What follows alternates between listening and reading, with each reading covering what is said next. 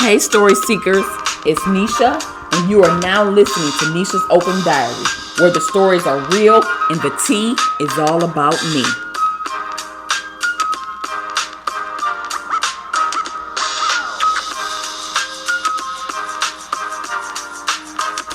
Welcome to Nisha's Diary. Today we're going to be talking about domestic violence. So let's get right into it. Now, this is one night. I don't know what happened or what transpired between my parents. I was a kid. I don't know really what was going on in their relationship between them. But what I do know is that my father was very abusive to her. Very much so. And on this one night, he was beating the hell out of her. And all I remember is my mother was screaming for help, just repeatedly screaming for help. And at the time, me and my brothers it's four of us. My oldest brother was 9. I was 7. My younger brother that's up under me was 5. And the youngest was about 3. And we literally hearing her screaming. So we ran to the staircase and we're literally sitting up there and we're just watching through the bars on the railing, just watching him do this to her. And we're just seeing our father throwing her around like a rag doll. So naturally we're crying and watching, and we're literally sitting on the stairs just in shock of what we're seeing and what we're witnessing, afraid to make a sound because we knew that he would turn his attention on us. So he's berating her, he's calling her bitches, kicking her, stomping her, punching her, in the head of all places, throwing her around, choking her to the point to where she's gasping for air and gagging. And at one point, he was kicking her in the stomach so hard, I thought he was going to break her ribs or kill her, cause some internal bleeding, something. And I'm literally covering my mouth because I want to yell out so bad, stop, leave her alone. But then I knew that if I would have did that, her beating would have became my own. So I just covered my mouth and tried to stay quiet. And I'm not sure, but at one point, somehow, he eased up on her. Maybe he was getting tired. I'm really not sure. But she got away from him, and she made it to the front door. And once she got loose, they were right there in the foyer area. They were in the same vicinity still. But she tried to open that door, but he came behind her. He grabbed her from the back with her hair. And as she's trying to get that door handle and get the door open, she never really got it open because he's grabbing her hair. But with the other hand, he's pulled her hand off the door and he slammed the door back. He threw her on the floor in the foyer. And mind you, this foyer area is a nice size, like maybe a small bedroom size, a small living room size. It was nice enough to put some furniture pieces in there.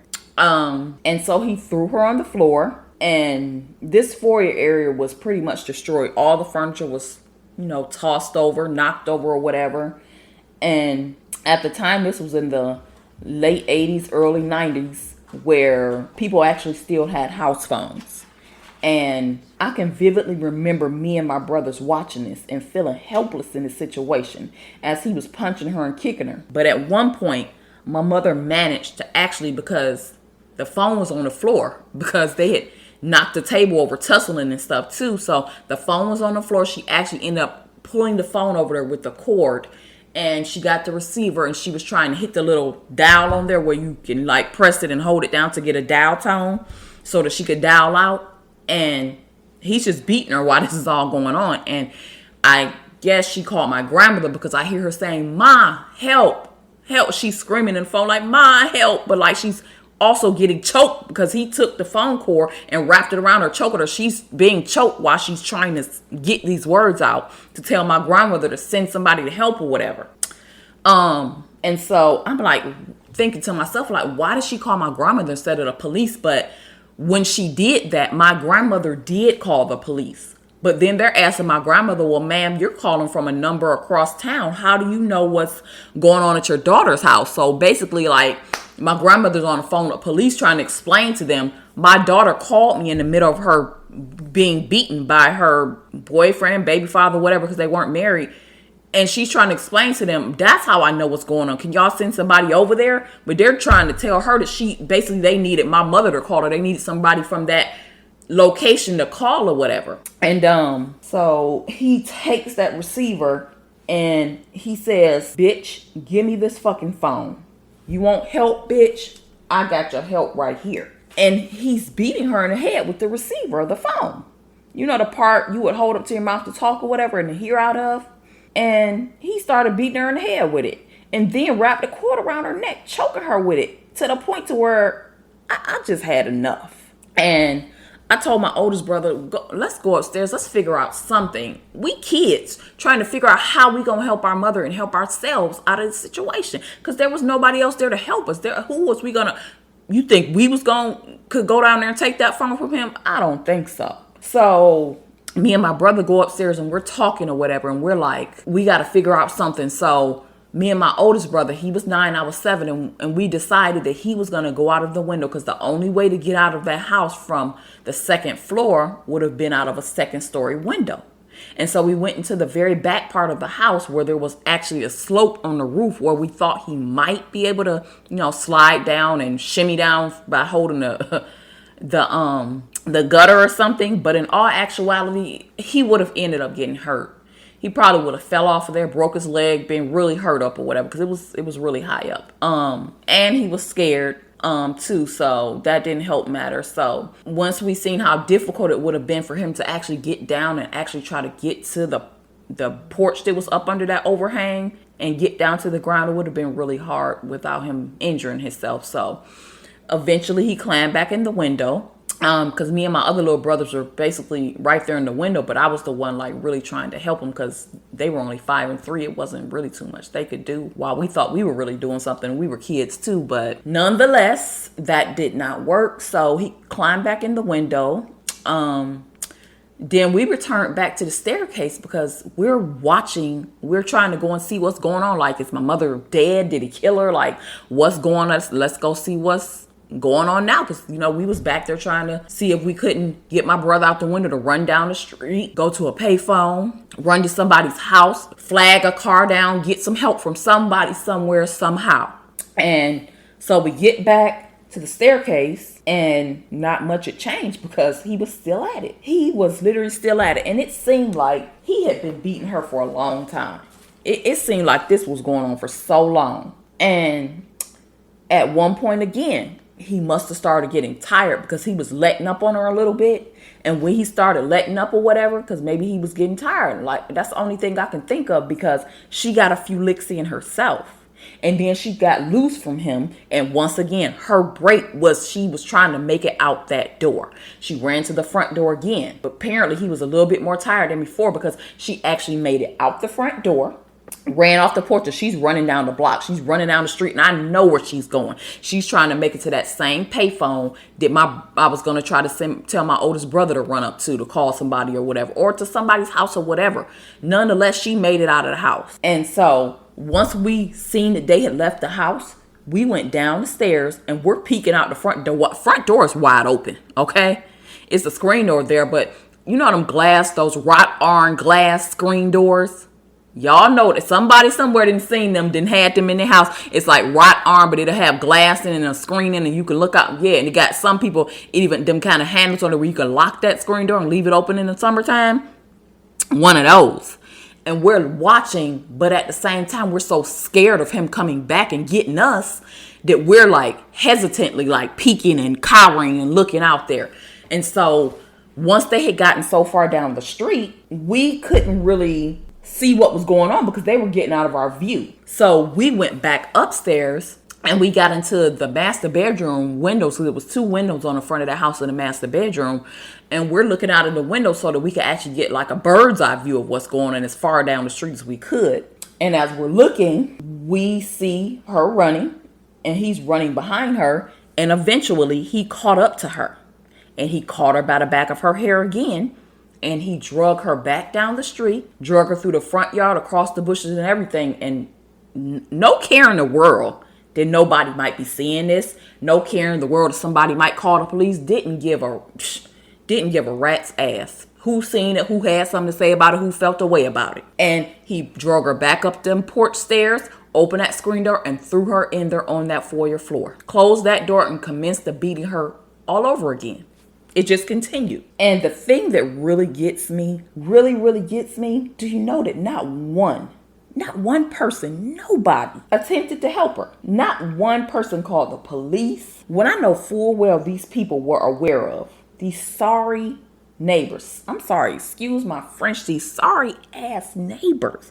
You're not gonna tell me you didn't hear her screams and her cries for help. You didn't hear no commotion outside. You ain't hear anything. Everybody just turned a blind eye. Nobody cared enough to help. And I know that couldn't have been the only day that they could have heard something over there. You see it, there's 4 kids in that household. Y'all done heard this going on quite a few times. There's no way you don't know what's happening in the home. And it's just ridiculous because somebody could have did or said something. And so after all of that, and he threw her back in there on the floor, my mother was really beat up. And more than likely, she probably needed some medical attention. She had bruises, scrapes, cuts. She was bleeding. She had a knot on her head from him busting her upside the head with the phone. He had ripped out her hair. Gobs of hair he just pulled out of her head. And I mean, at one point, I guess he was done. He had his fill of beating her down. And I guess it was our turn. Because then he came for us. He had taken out all the rage on her he had to take out on her for the moment. And he came for us. He had this thing that he would do where he would be super nice and ask you all these questions like, who would you want to go with if we split up? And if you answer him the way he wanted you to, then you got spared getting beat. So he told us before he headed up, he told her before he headed upstairs, bitch, don't you effing move. And do you know she sat there just like he told her to? Because that couldn't have been me. Because the minute he went upstairs and was dealing with us, I would have been out that front door and forget running out the street. I'm running to the next door neighbor. So I'm beating on their door until they open that door. But see, them neighbors were so scary and they was actually scared of him that they probably wouldn't even open the door, to be honest, which is crazy. But upon his footsteps coming upstairs, we all ran to our beds and we was acting like we was asleep. We was pretending. But he had to have known we wasn't asleep, like, because after everything you was down there doing, you gonna come up here, dude, and you really think we sleep? Okay. I know he had to have known we was awake. So what he did was he lined us all up from oldest to youngest, because he used to do that a lot too. And he would ask my oldest brother first who he would want to go with, him or our mother. And my brother had gotten wise over time because he used to always get beat a lot too. And he used to get beat just as bad as my mother did. He got a lot of beating. And so he was smart enough to say, I want to go with you, Daddy. When in all actuality, none of us wanted to go with him. So we could live that kind of life of constantly getting beat? No, thank you. And so to avoid getting beat, he went along with whatever he knew that he would want him to say. Whatever the answer was he was seeking, he was going to say, I want to go with you, Daddy. I want to live with you, because otherwise, you're going to get beat within every inch of your life. But not me. Me, on the other hand, I'm not taking no chances of having to live with him. So I'm going to tell him the truth. And so my brother, when he asked him who you want to live with, who you want to go with, he said, I want to live with you, Daddy. Because if you want to live with her, you ain't going to never be SHIT. You're going to be the worst thing that ever happened. You ain't going to never amount to anything. You're going to be everything but a child of God. And so when it got around to my turn, I didn't care. I ain't taking no chances to ever have to live with you in no way, shape, or form. And I told him I want to go with my mother, because that was what was truth.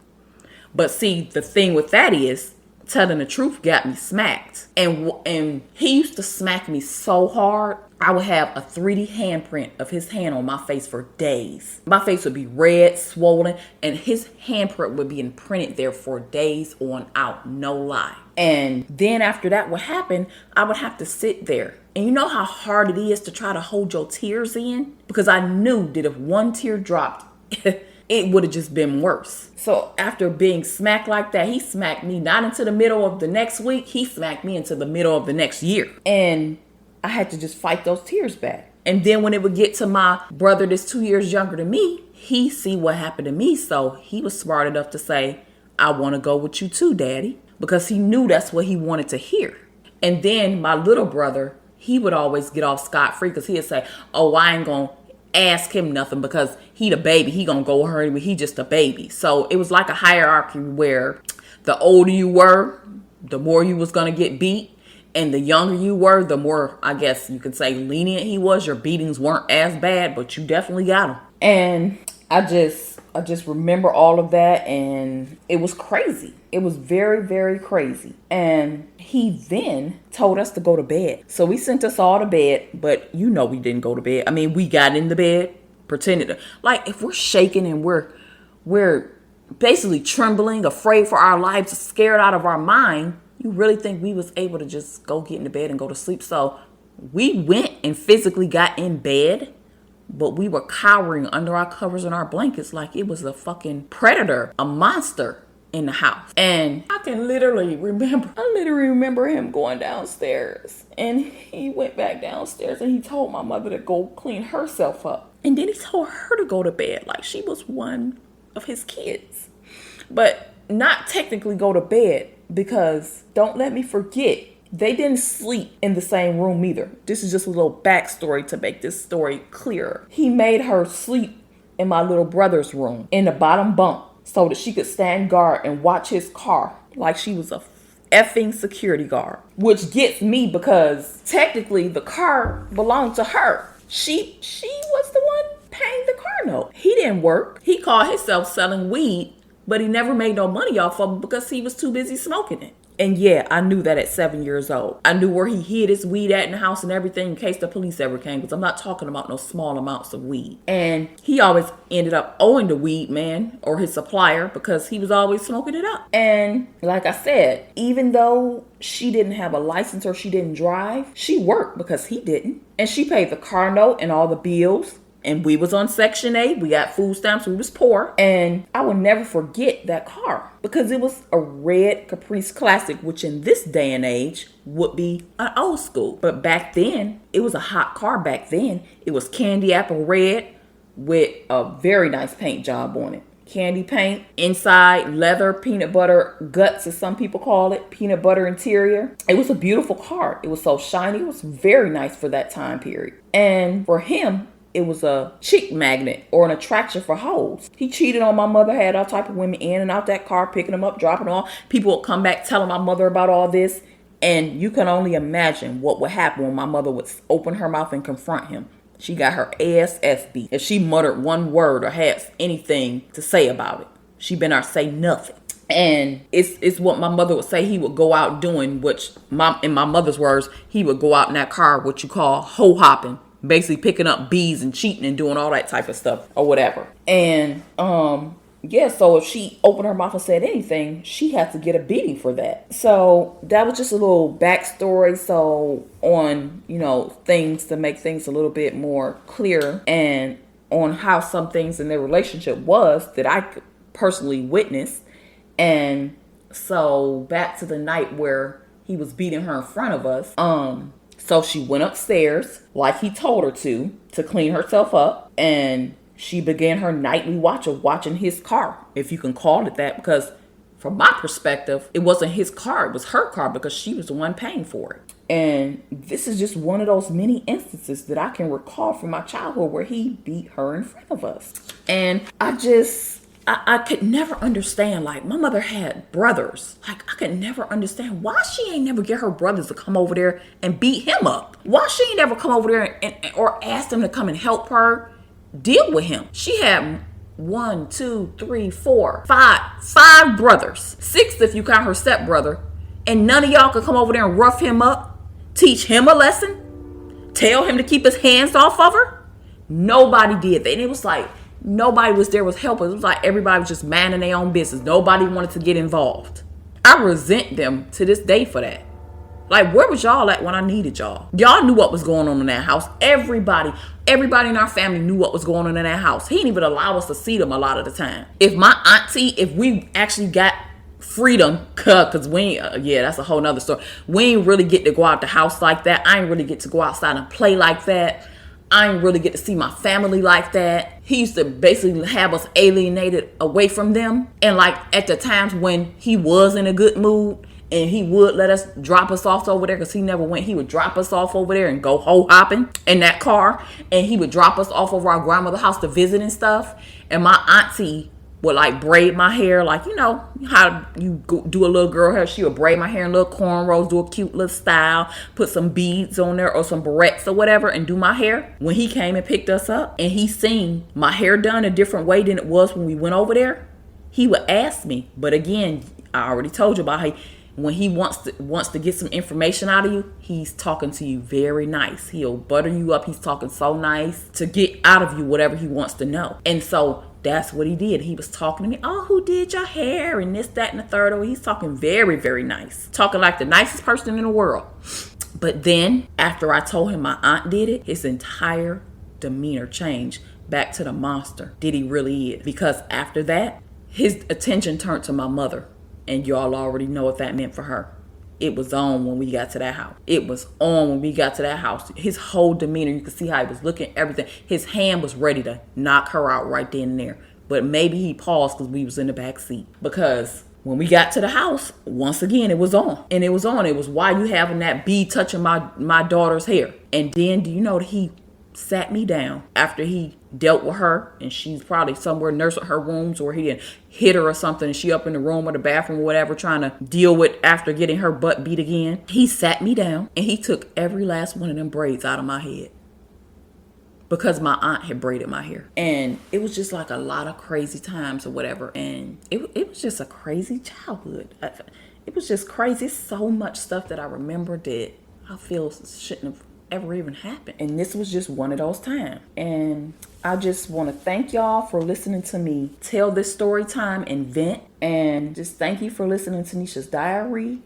And I want to welcome any feedback or comments you may have. And I hope that if anyone is going through domestic violence, that you don't put up with it. Get out before you're not as lucky as my mother was, before you lose your life, or he hurts you or one of your kids, or whatever the situation may be. If it's a bad, toxic situation, relationship, I don't care if it's your boyfriend, your baby father, whoever it may be, get away from that person. Get as far away from that person as you can and move on with your life and get with somebody that's not going to treat you like that, or ain't going to beat you or put their hands on you or berate you or tear you down or any of those type of things. But I just want you guys to, anybody that's in that situation, just heed my warning, because I would never, just based off of seeing the things that my mother went through, I would never wish that on another woman or man if that's the case. And I would never allow somebody to do something like that to me. I would never allow it. And if in fact it was to happen, because I can never say never, if somebody was to do something like that to me, I would do something about it as soon as I could. I know that's probably easier said than done, but I don't know. I just don't feel like that,